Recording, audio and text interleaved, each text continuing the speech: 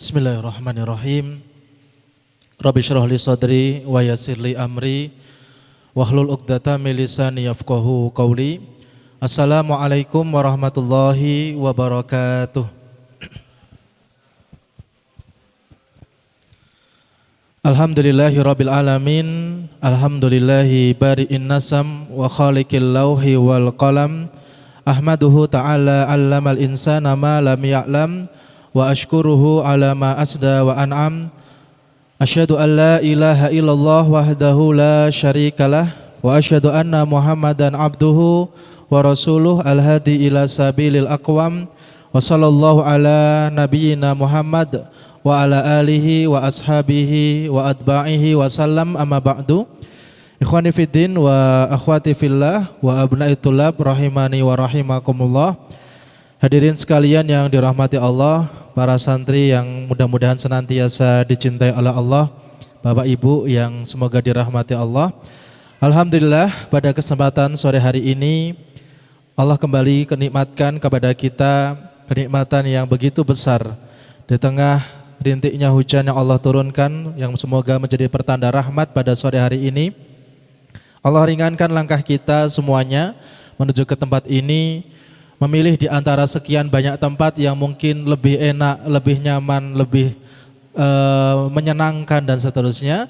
Namun Allah tetapkan hati kita, Allah jalankan diri kita hingga sore hari ini kita berada di tempat ini, insya Allah dalam rangka ibadah talabul ilmi. Maka ini semua adalah nikmat dan karunia yang besar dari Allah yang patut kita syukuri.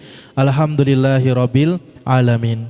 Salawat beriringkan salam senantiasa tercurahkan kepada junjungan kita, teladan kita, pemimpin kita, kekasih kita Nabiullah Muhammad sallallahu alaihi wasallam, wa sayyidul anbiya wal mursalin. Beliaulah pemimpin dan penutup dari para nabi dan rasul, yang pada dirinya lah disempurnakan semua ajaran-ajaran nabi dan rasul sebelumnya, disempurnakan semua sifat-sifat yang telah dibawakan oleh Nabi dan Rasul sebelumnya. Maka mudah-mudahan dengan senantiasa kita mengikuti ajaran beliau, menjadikan diri kita pribadi yang sempurna pula, menjadi pribadi yang baik pula. Amin ya rabbal alamin.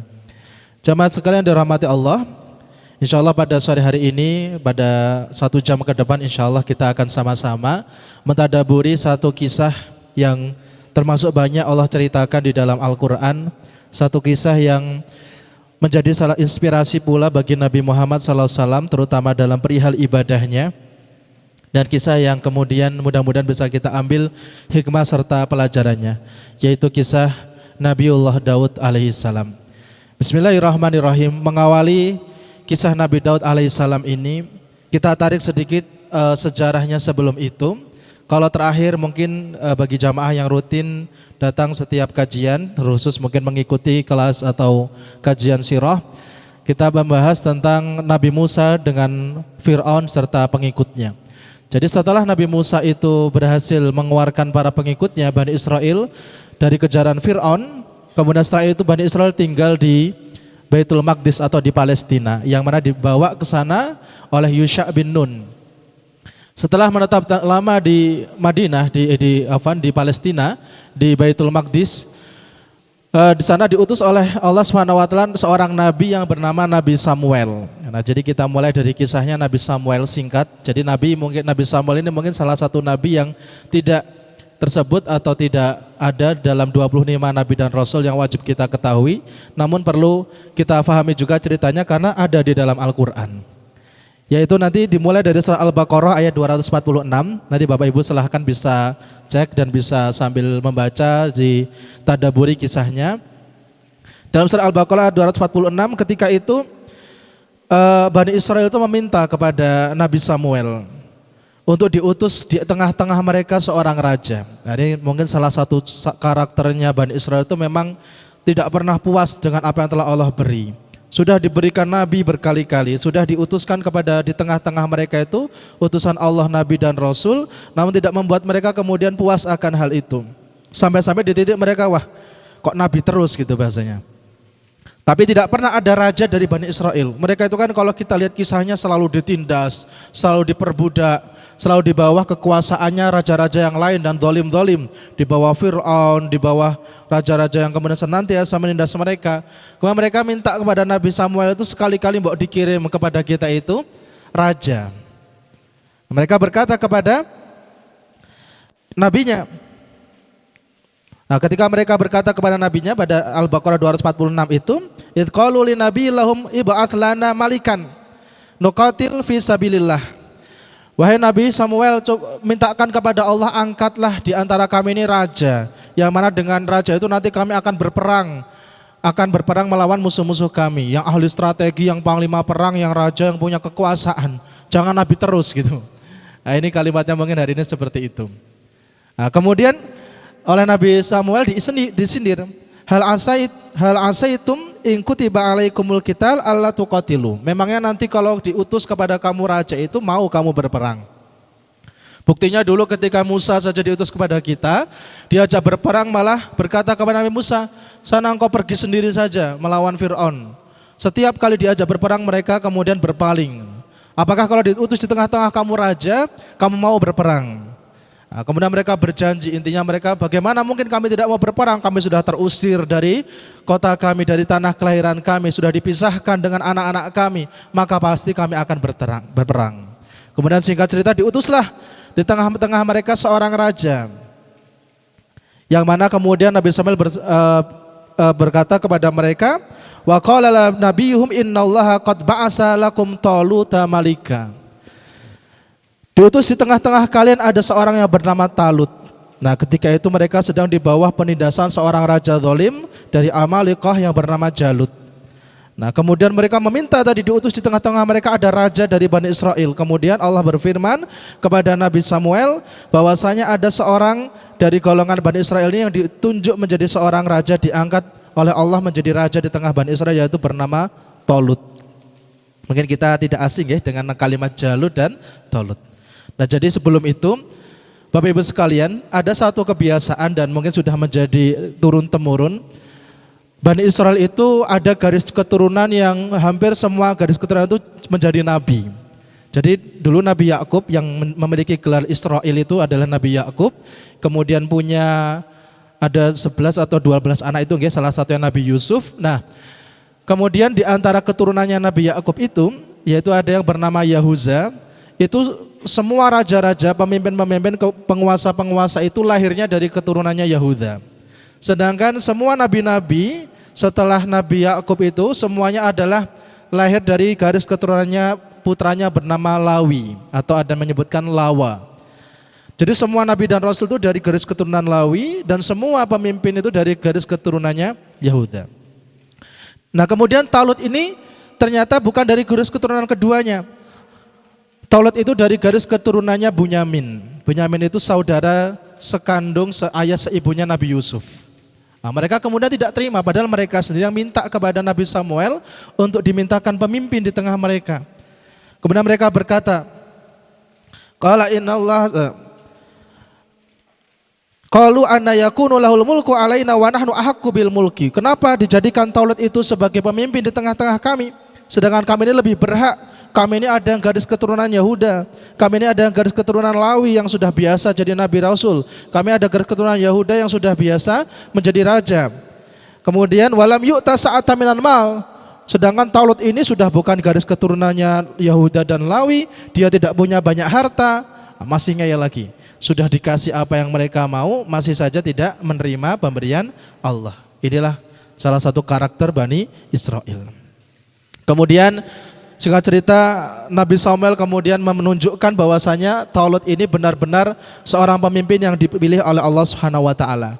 Jadi ketika Jalut menyerang Bani Israel, sebelum dipilih Talut itu, Jalut ini berhasil merebut ada namanya tabut. Jadi Bani Israel itu punya satu benda pusaka. Tabut itu kotak yang dulu Nabi Musa itu dihanyutkan di atas kota itu oleh ibundanya. Jadi ketika Nabi Musa lahir, di masa ketika itu setiap bayi laki-laki akan dibunuh oleh Fir'aun. Nah, kemudian ibunda Nabi Musa membuatkan satu kotak, ditempatkan di atasnya itu Musa kecil yang hanyut hingga sampai ke istana Fir'aun. Nah, kemudian kota itu menjadi kota yang sakral ibaratnya bagi kalangan Bani Israel.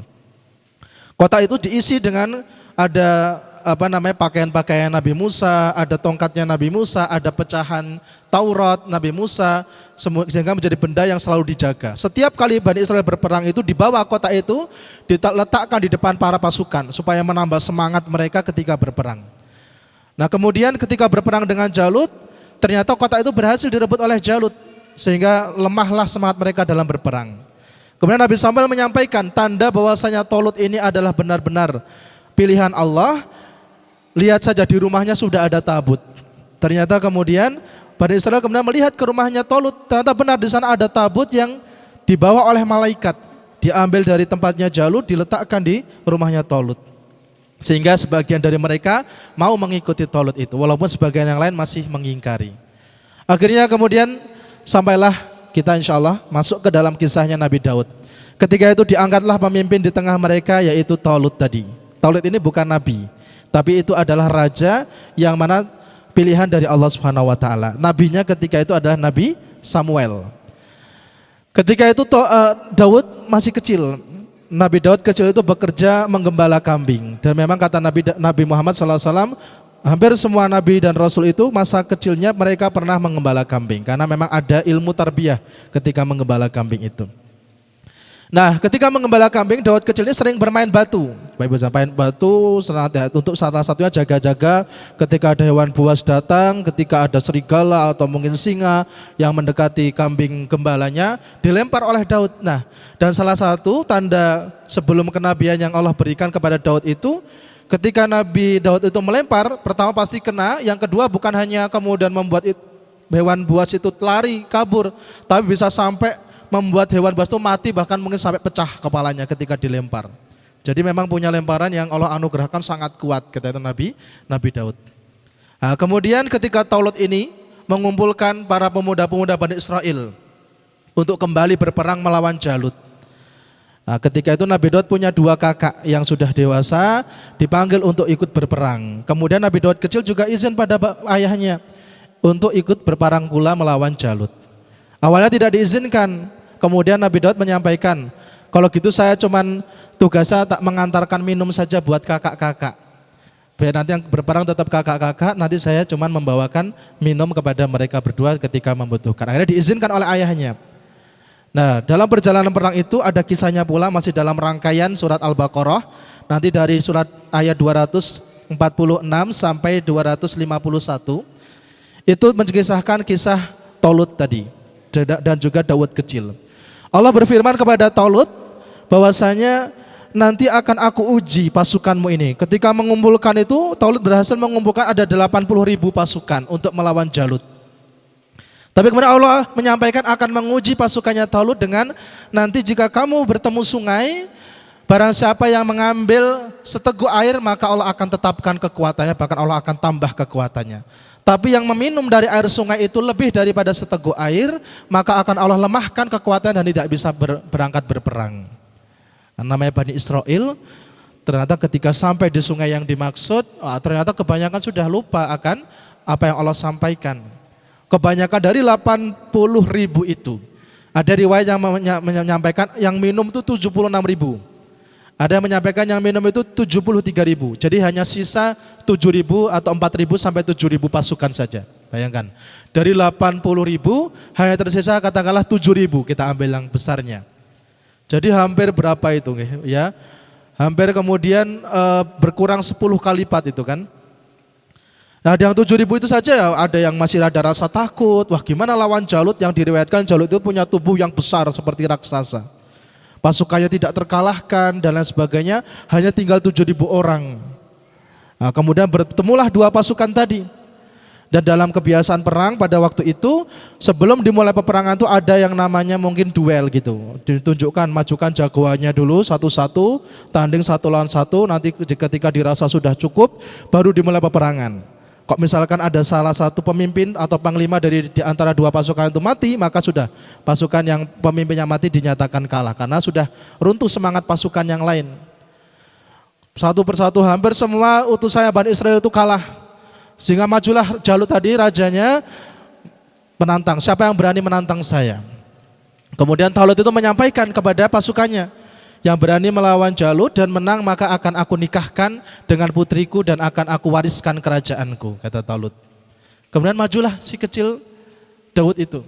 Nah, masih anak sekitar 16-17 tahun, maju menyampaikan dan Nabi Samuel melihat ada cahaya kenabian dari diri Daud. Kemudian diizinkan oleh Talut berperang. Nah, ketika itu yang lain pada bawa perisai, pedang. Ini Daud cuma bawa ketapel saja, hanya bawa batu 5 batu. Ketika itu batu kerikil yang diambil di situ. Kemudian Jalut semakin, wah ini Bani Israel apa sudah kehabisan pasukan yang pemberani. Lawan saya kok ngirim anak kecil seperti ini. Nah, kemudian tanpa basa-basi ketika itu Daud melemparkan satu batu kena kepala Jalut, langsung pecah gitu nggih. Kemudian ketika itu juga Daud membawa pisau, kemudian disembelih, kemudian Jalut itu diangkat kepalanya di hadapan pasukan Jalut dan kemudian seketika meruntuhkan semangat berperang pasukannya Jalut. Intinya kemudian pasukan Talut menang karena berkat Daud kecil tadi. Maka sesuai janjinya dinikahkanlah Daud itu dengan putri, salah satu putri Raja Talut, dan kemudian tidak lama setelah itu Talut meninggal dan diwariskan kerajaan itu kepada Nabi Daud. Inilah awal mula kemudian Nabi Daud memiliki satu anugerah, yaitu anugerah kerajaan. Memang betul tadi bahwasanya sebelum Nabi Daud itu tidak ada nabi dan rasul sebelumnya yang memiliki dua anugerah itu sekaligus. Raja saja atau nabi saja. Tidak ada yang nabi sekaligus raja ataupun raja sekaligus nabi. Nah, yang pertama kali memiliki dua anugerah itu nabi-nabi Bani Israel adalah Nabi Daud alaihissalam. Tadi memiliki kerajaan, mewariskan dari mertuanya tadi Raja Talut, kemudian memimpin Bani Israel. Dan memang Nabi Daud ini memiliki kecerdasan, memiliki kebijaksanaan yang memang di atas rata-rata. Setiap kali memikirkan strategi perang pasti menang. Kemudian setiap kali memutuskan perkara di antara umatnya pasti kemudian adil dan seterusnya. Kemudian sampailah kita kisah Nabi Daud menjadi seorang raja yang mana sekaligus juga beliau adalah seorang nabi. Bapak Ibu sekalian yang dirahmati Allah, jadi Nabi Daud ini kalau kita tarik keturunannya, beliau adalah dari garis keturunannya Yahuza. Tadi kalau Bani Israel itu ada 12 keturunan yang utama, diambil dari putra-putranya Nabi Yakub. Nah, Nabi Daud ini dari garis keturunannya Yahuza. Beliau seorang nabi dan juga seorang rasul yang mana sesuai yang Allah firmankan. Di dalam surat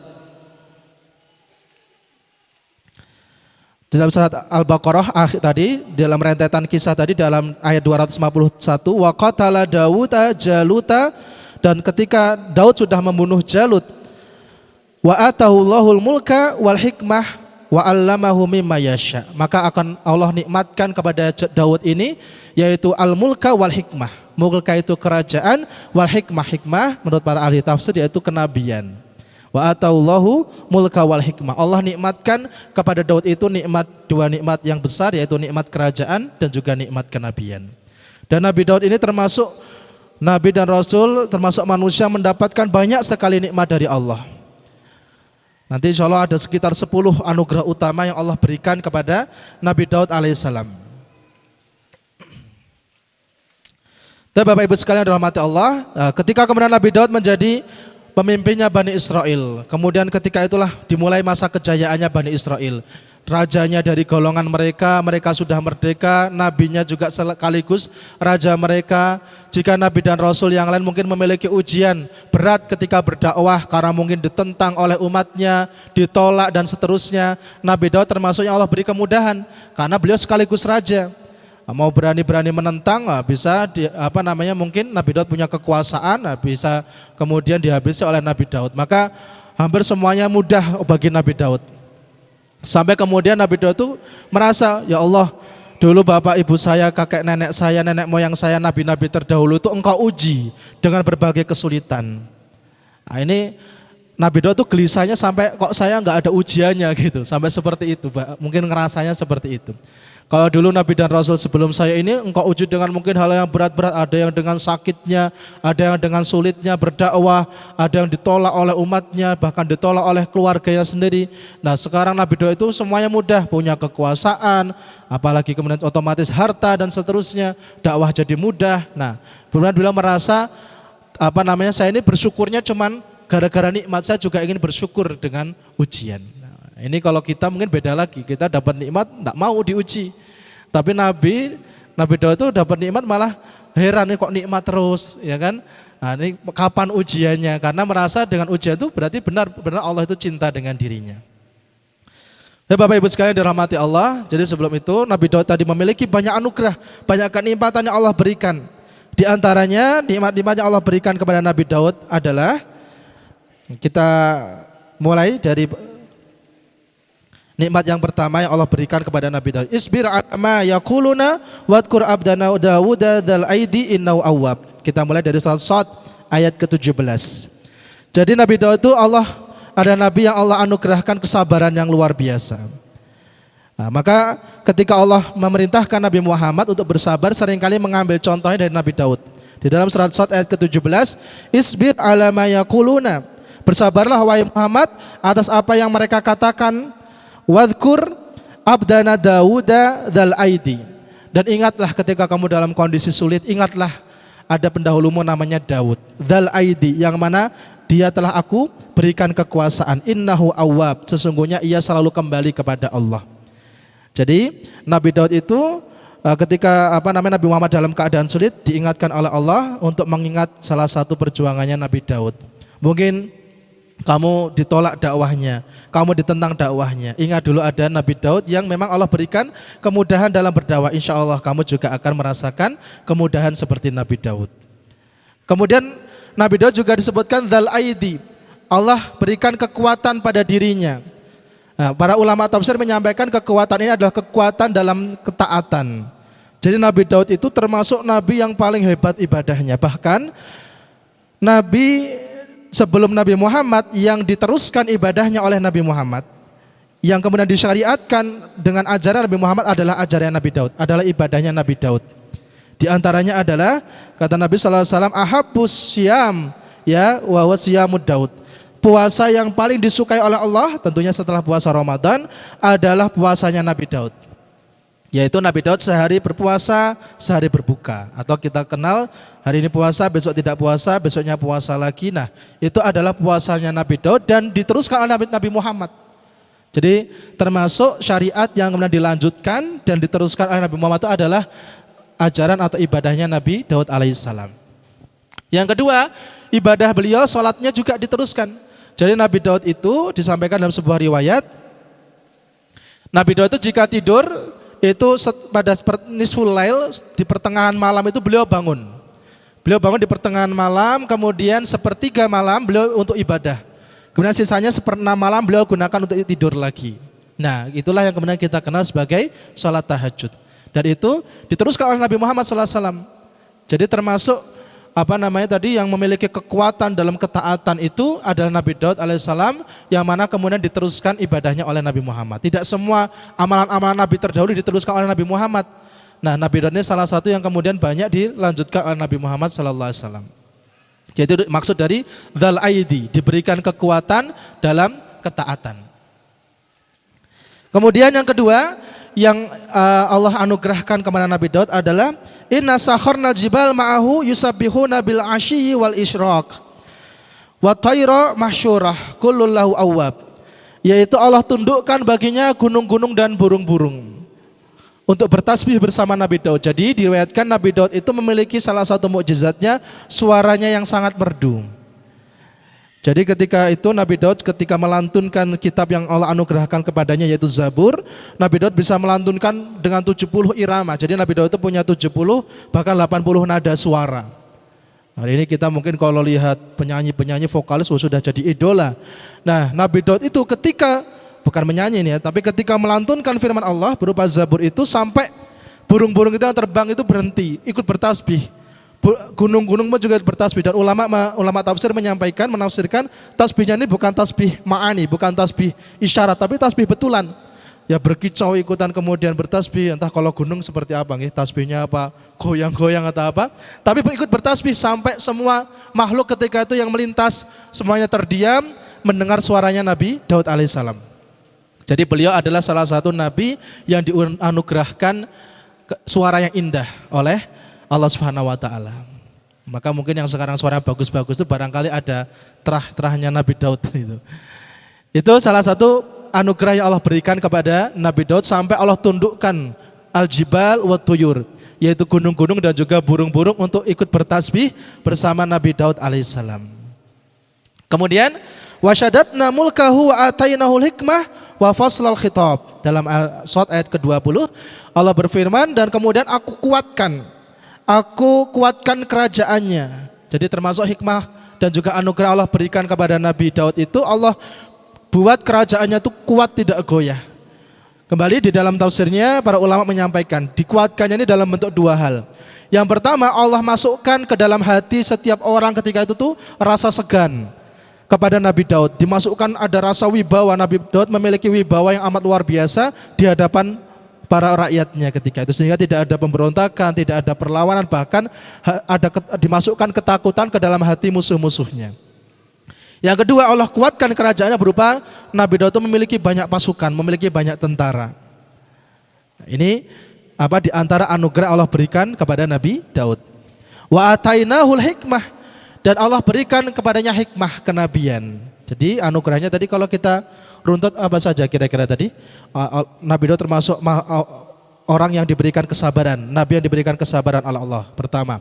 Yang kedua, diberikan kekuatan dalam ketaatan. Yang ketiga, Allah tundukkan gunung dan burung untuk ikut bertasbih, suaranya merdu. Yang keempat tadi, Allah kuatkan kerajaannya. Allah masukkan rasa segan di setiap hati rakyatnya, Allah masukkan rasa takut di setiap hati musuhnya, Allah perkuat bala tentaranya. Wa atainahul hikmah, kemudian Allah berikan anugerah kenabian bagi dirinya. Wa atainahul hikmah wa faslal khitab. Dan juga Allah berikan kemampuan dalam menyelesaikan setiap perkara. Jadi Nabi Daud ini juga nabi yang sangat bijak. Jadi diriwayatkan Nabi Daud itu ada 3 hari khusus. Nanti hari pertama ini khusus beliau menerima semua rakyat atau tamu-tamu atau ada permasalahan apapun di istananya. Jadi setiap ada perkara ketika itu datang di hadapan Nabi Daud diselesaikan. Dan diriwayatkan Nabi Daud itu hanya kemudian qillatul khitab, hanya sedikit berbicara, tidak banyak berbicara, tapi kemudian singkat, padat, jelas, selesai masalah. Apa masalahnya? Masalahnya dan ini diputuskan seperti ini, selesai, dan semuanya ridho dengan itu. Itu hari pertama.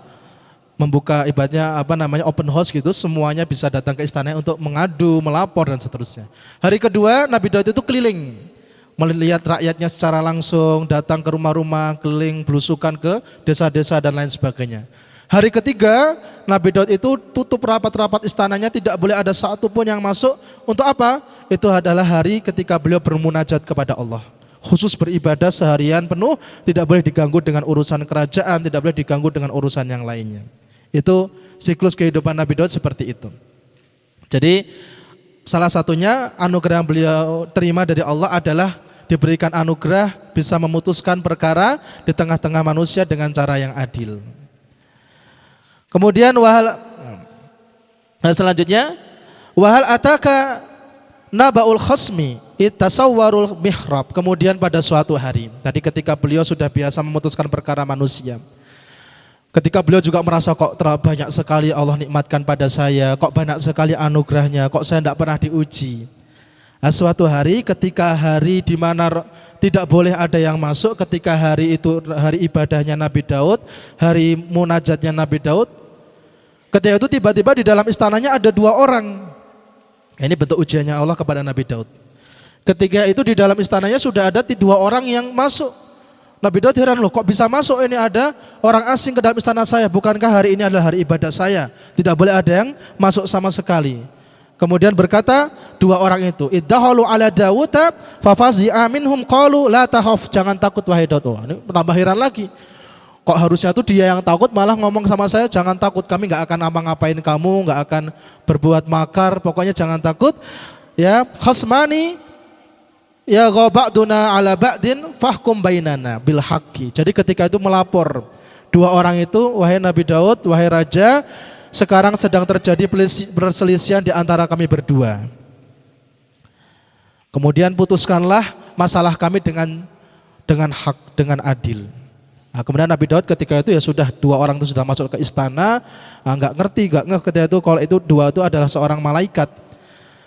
Apa masalah kalian berdua? Satu di antara kami tadi yang menyampaikan ini yang pertama yang melaporkan, saya ini punya 1 ekor kambing wahai Nabi Daud. Saya punya 1 ekor kambing dan saudara saya ini punya 99 ekor kambing. Nah, dia 99, saya cuma punya 1. Dia kemudian maksa saya, dah kamu tuh 1 kok malah dirawat sini, dijual saja ke saya. Dipaksa saya untuk menjual kambing saya ke dirinya hanya untuk biar lengkap dia punya 100 kambing.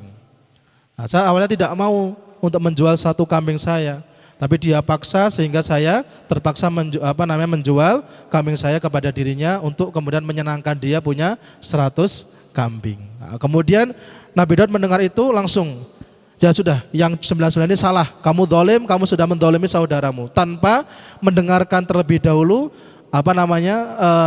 bagaimana laporan dari yang satunya. Nah, dari situ kemudian tiba-tiba Allah tegur, dan seketika yang tadi tamu di hadapannya itu hilang. Seketika Nabi Daud sadar, wah ini ujian dari Allah. Ternyata saya tidak adil dalam memutuskan perkara ini. Saya tidak mau mendengar dari pihak yang lain, saya hanya mendengarkan dari satu pihak. Ini kisah yang secara riwayat itu sahih, walaupun Bapak Ibu sekalian mungkin pernah mendengar juga ada kisah Israiliyat yang juga berhubungan dengan ini. Kami kisahkan juga di sini, tapi nanti kami kasih catatan ini cerita yang keliru. Karena salah satu kebiasaan Bani Israel itu menambah-nambahkan, namanya kisah Israiliyat. Ditambah-tambahkan, kemudian seakan-akan Nabi Daud itu punya cacat. Jadi kisah menurut mereka Bani Israel itu, Nabi Daud itu dikisahkan punya 99 istri. Punya 99 istri. Gak usah mikir istrinya 99 terus gimana cara ngerawatnya, itu Nabi udah beda. Suatu ketika Nabi Daud itu sedang berjalan-jalan di atas istananya yang tinggi, di sana kelihatan semua rakyatnya, ini menurut Bani Israel ya, karena memang mereka itu menambahkan dan membuat cacat moral pada setiap Nabi dan Rasul. Dikisahkan ketika itu, mohon maaf, Nabi Daud itu melihat ada seorang wanita mandi di sungai gitulah. Mandi di sungai, kemudian tertarik hati Nabi Daud.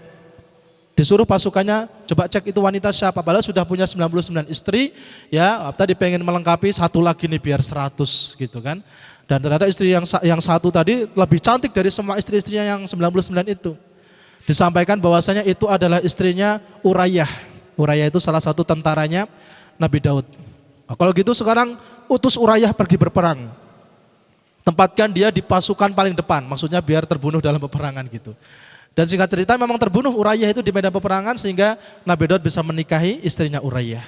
Dan dikisahkan dari istrinya tadi, mantan istrinya Urayyah itu lahirlah Nabi Sulaiman.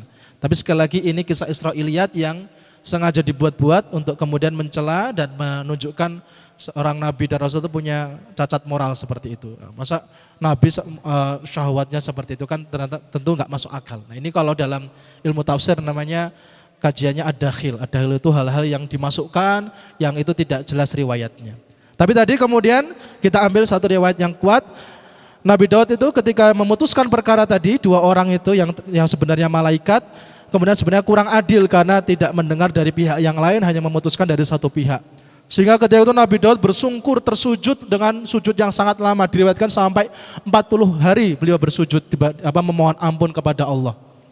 Karena menyesal sudah tidak adil dalam memutuskan sebuah perkara. Maka di dalam surat As-Sad itu ayat ke-24 kita juga disunahkan untuk bersujud pula. Itu nanti termasuk ayat sujud tilawah. Yang mana Allah berfirman, qala laqad dzalamaka bisu'ali na'jatika ila ni'ajih. Dia Daud berkata, sungguh dia benar-benar telah berbuat zalim kepadamu dengan meminta kambingmu untuk digabungkan dengan kambing-kambingnya. Langsung dihukumi yang punya 99 itu sudah zalim. Wa inna katsiran minal khulata'i la yabghi ba'duhum ala ba'din illa alladziina amanu wa 'amilus shalihati wa qalilum ma hum. Wa dhanna Daud annama fatannahu fastaghfara rabbahu wa kharra raki'an wa anaba. Nah, kemudian Daud meyakini bahwa kami hanya mengujinya. Wah ini saya salah, Ini adalah ujian dari Allah. Kemudian dia memohon ampunan kepada Allah dan tersungkur jatuh serta bertaubat. Nah, kemudian di sini ada sujud tilawah. Di dalam ayat 24 surat Shad. Nah tadi, jadi setiap kali membaca ayat itu, nah bahkan ada kisah-kisah yang lain para ulama itu, ketika membaca ayat itu, ini kisah-kisah tambahan dari para ulama, itu ketika membaca ayat itu, seringkali kemudian merasa kayak pena-pena, buku-buku di sekitarnya itu seakan ikut bersujud bertasbih. Nah, karena ketika itu Nabi Daud itu tersungkur memohon ampun kepada Allah. Nah tadi salah satu hikmah anugerah yang Allah berikan pada Nabi Daud itu ketika beliau bertasbih, ketika beliau itu berzikir, semua benda-benda di sekitarnya ikut berzikir karena saking khusyuknya, saking merdunya suara beliau itu. Nah beliau bersujud ketika itu mohon ampun kepada Allah Subhanahu wa taala. Itu salah satu di antara anugerah yang Allah berikan kepada Nabi Daud.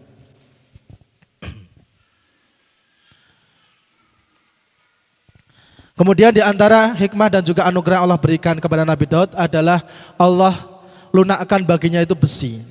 Di dalam surat yang lainnya Allah berfirman di dalam surat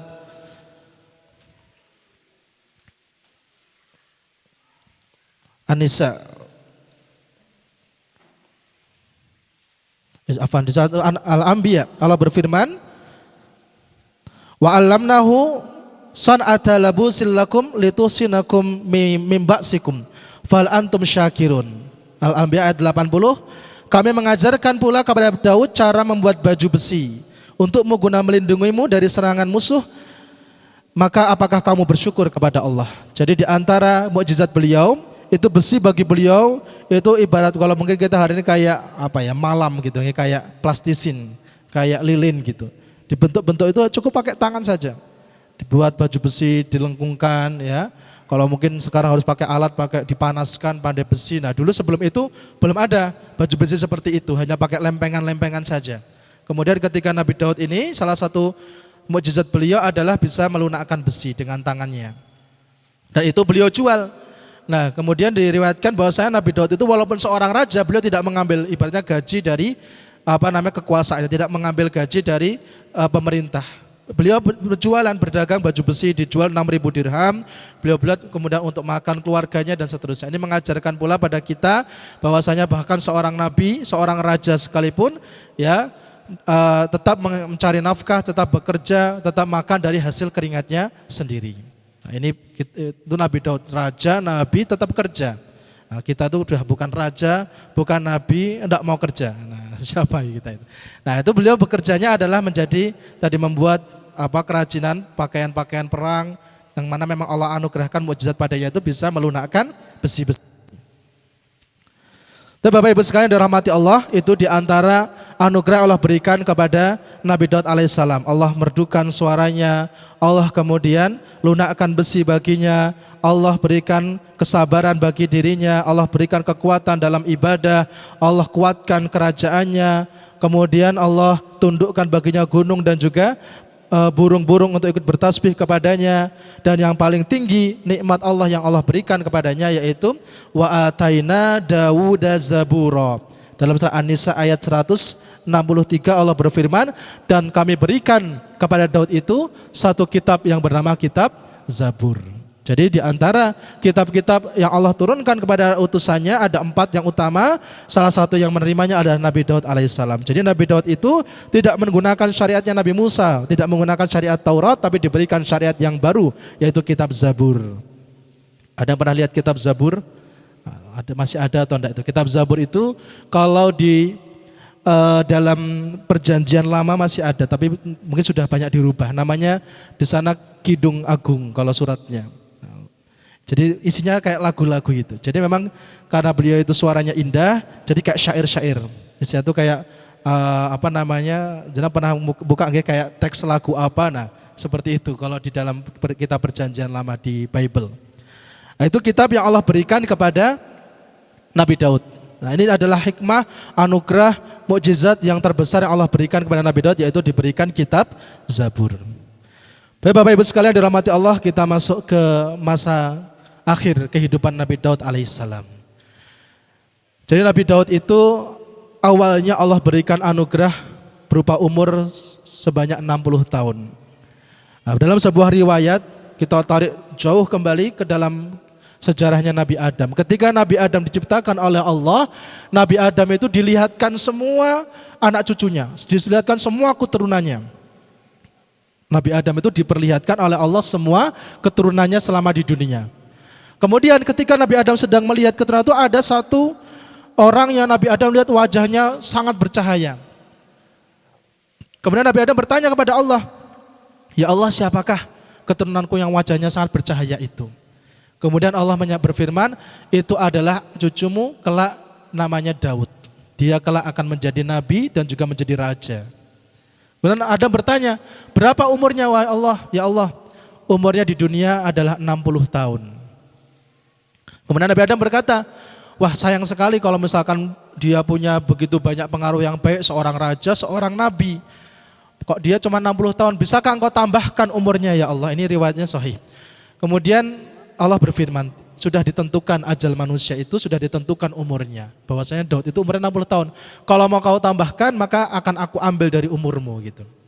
Maka kemudian Adam berkenan, diambil umurnya 40 tahun. Jadi Nabi Adam itu aslinya jatahnya 1000 tahun, Nabi Daud itu 60 tahun. Kemudian diambil 40 tahunnya dari Adam, kemudian diberikan kepada Daud, sehingga Nabi Adam umurnya menjadi 960 tahun dan Nabi Daud umurnya menjadi 100 tahun. Nah, pada suatu hari ketika Nabi Adam itu sudah sampai di umur 960 tahun, dihampiri oleh malaikat maut.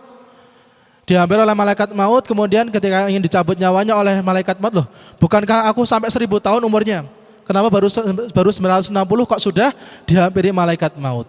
Apakah kamu lupa dulu 40 tahunnya engkau serahkan kepada anak cucumu yang bernama Daud?" Nabi Adam lupa. Nah, disitulah kemudian mensiratkan bahwasanya memang manusia itu tempatnya salah dan lupa. Nabi Adam pernah bersalah, Nabi Adam pernah lupa, apalagi kita anak keturunannya. Maka al-insanu makanul khata'i wanis, yang manusia itu tempatnya salah dan lupa, karena Mbah Adam juga pernah salah dan pernah lupa kalau pernah memberikan 40 tahun umurnya untuk Nabi Daud. Nah, kemudian kita kembali kepada Nabi Daud, maka beliau umurnya 100 tahun. Nah, pada suatu hari beliau itu keluar dari istananya ketika hari beliau ingin berkeliling ke rakyatnya, dan beliau termasuk seorang yang sangat pencemburu. Walaupun beliau itu istrinya 100, tetap cemburuan itu. Ketika beliau keluar itu beliau tutup rapat-rapat semua pintu istananya supaya tidak ada yang bisa masuk, tidak ada yang bisa mengganggu keluarganya. Nah, kemudian ketika beliau keluar, istri-istrinya ketika itu di atas istana melihat ada seorang itu berdiri di depan pintu istana, berdiri lama sekali, tidak ada yang bisa mengusirnya, tidak mau pergi, satu orang itu. Sampai kemudian Nabi Daud pulang, bertanya kepada orang tersebut, "Kamu siapa? Kok berani-beraninya gitu datang ke istana ketika bukan jadwalnya berkunjung?" Kemudian orang itu mengatakan, "Aku adalah makhluk yang tidak takut dengan apapun." Nah, Nabi Daud paham, ini malaikat maut ini berarti. Nah, dipersilakan masuk, "Apakah sudah tiba ajalku?" Nah, sudah tiba ajalmu, sudah selesai masa hidupmu, sudah masa ibadahmu sudah selesai ketika itu 100 tahun. Dan Nabi Daud mati mendadak ketika itu, tidak sakit, tidak apa, beliau kemudian wafat dalam usia 100 tahun.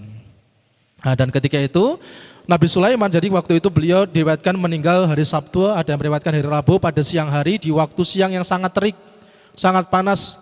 Ketika beliau meninggal dunia itu saking panasnya, kemudian Nabi Sulaiman berdoa. Nabi Sulaiman ketika itu sudah besar dan memang sudah diwariskan kerajaan Nabi Daud, untuk meminta burung-burung itu datang menaungi menaungi jenazahnya Nabi Daud.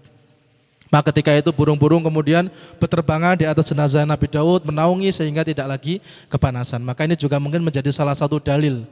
Barangkali kita beberapa kali lihat ketika orang solih, seorang yang kemudian baik selama masa hidupnya itu, seringkali ada tanda di antara husnul khotimah itu ada banyak burung berterbangan di atasnya. Itu dari awal mulanya Nabi Sulaiman yang memerintahkan burung-burung, yang mana memang Nabi Sulaiman memiliki mukjizat, bisa berkuasa atas hewan bahkan bangsa jin sekalipun. Jadi kemudian diperintahkan burung-burung itu berterbangan di atas jenazahnya Nabi Daud, yang kemudian untuk bisa meredam panasnya pada waktu siang itu. Bapak Ibu sekalian yang dirahmati Allah, itulah kemudian tadi akhir kisah dari Nabi Daud alaihissalam, dan kerajaannya tadi beliau adalah seorang raja sekaligus nabi pertama bagi Bani Israel khususnya, dan setelah itu diwariskan oleh putranya kerajaan itu yaitu Nabi Sulaiman alaihissalam, yang nanti kemudian masa kejayaan, puncak kejayaannya Bani Israel itu pada zaman Nabi Sulaiman, bahkan beliau termasuk Malikul Ard, termasuk kemudian raja dunia yang menguasai hampir sebagian besar dunia itu. Ada 4 raja, 2 mukmin, 2 kafir. Yang mukmin itu adalah Nabi Sulaiman dan Zulkarnain, yang kafir itu adalah Namrud dan juga Bukhtanasar. Nah, itu ada 4 raja dunia selama masa sejarah ini, dan Nabi Sulaiman nanti salah satunya. Nah, kemudian Nabi Daud itu dimakamkan di Palestina, di Bukit Zion, yang kemudian sekarang jadi mungkin gerakan sana Zionis itu dimulai dari, ada namanya Bukit Zion di Israel sana.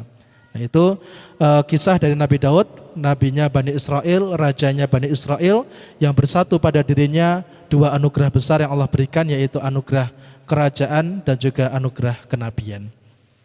Bapak Ibu sekalian dirahmati Allah, dari sini banyak hikmah pelajaran yang bisa kita ambil. Tadi walaupun beliau seorang nabi, beliau seorang raja, beliau tetap bekerja untuk menafkahi keluarganya, beliau tetap bekerja untuk memenuhi kebutuhan hidupnya.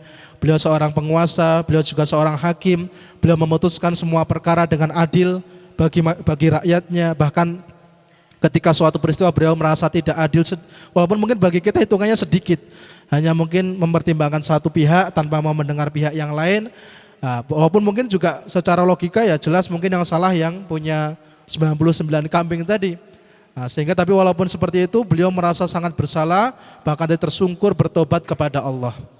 Kemudian di antara tadi hikmah-hikmahnya, Allah berikan anugerah suara yang indah sehingga benda-benda makhluk hidup sekitarnya pun sampai berhenti ikut bertasbih dengannya. Bahkan sejak masa kecilnya beliau sudah memberikan keistimewaan, Allah berikan keistimewaan bagi dirinya, sudah bisa membunuh satu raja zalim ketika itu yang bernama Jalut. Ini salah satu hikmah atau yang bisa kita petik bersama, pelajaran yang bisa kita ambil dari kisah Nabi Daud alaihissalam. Mudah-mudahan bisa bermanfaat untuk kita semuanya, khususnya yang hadir pada majelis sore hari ini. Kembali lagi Bapak Ibu sekalian, kita harus pahami bahwasanya setiap kisah yang Allah hadirkan di dalam Al-Quran adalah kisah yang luar biasa. Quran adalah kitab yang mana di dalamnya bahkan berisikan lebih banyak kisah. Banyak ajaran-ajaran Allah sampaikan dengan cerita-cerita. Artinya apa?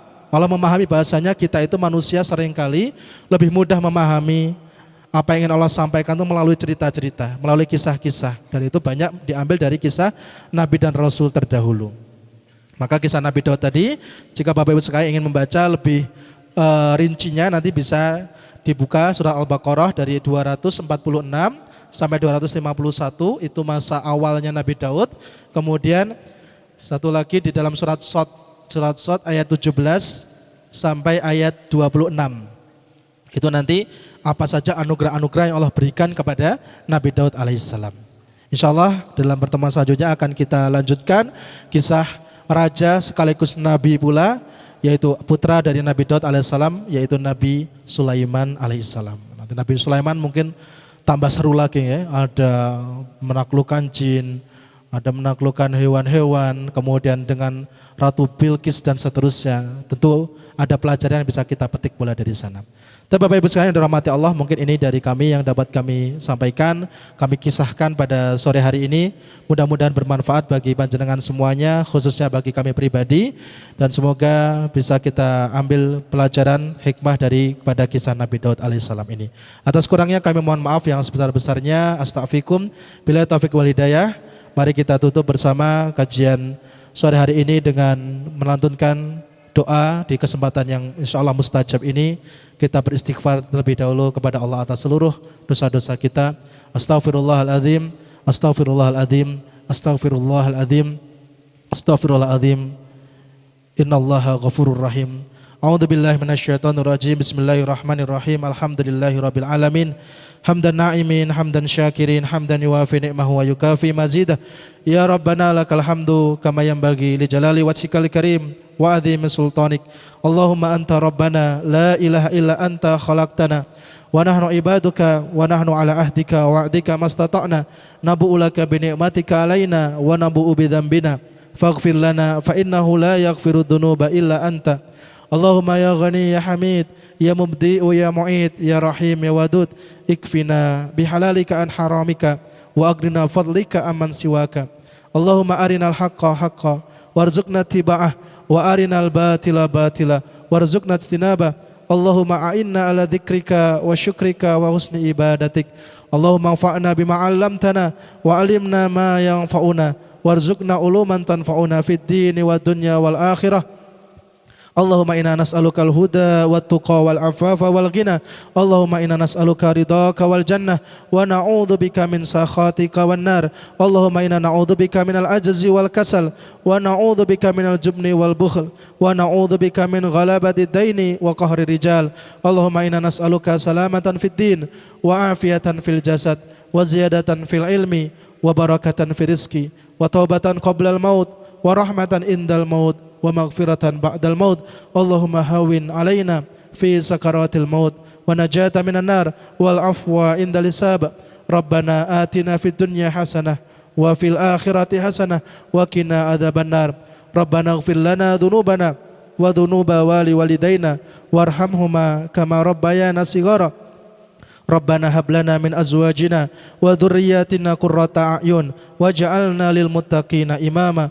Rabbana hab lana min ladunka dhurriyyatan thayyibatan sahihatan nafi'atan ghaniyatan jamilatan innaka sami'ud du'a. Rabbi ja'alni muqimas shalah wa min dhurriyyati rabbana wa taqabbal du'a. Rabbana dhalamna anfusana wa illam taghfir lana wa tarhamna lanakunanna minal khasirin. Subhana rabbika rabbil izzati amma yasifun wa salamun alal mursalin walhamdulillahi rabbil alamin. Dan semoga Allah anugerahkan kepada diri kita sebagaimana anugerah kepada Nabi Daud alaihissalam, yu'tal hikmata yu'tal mulka. Allah anugerahkan kepadanya kekuasaan, Allah anugerahkan kepadanya ilmu, Allah anugerahkan kepadanya risalah. Al-Fatihah. A'udzubillahi minasyaitonir rajim. Bismillahirrahmanirrahim. Alhamdulillahirabbil alamin arrahmanir rahim maliki ihdinas siratal mustaqim siratal ladzina Billahi taufiq wal hidayah. Wassalamualaikum warahmatullahi wabarakatuh.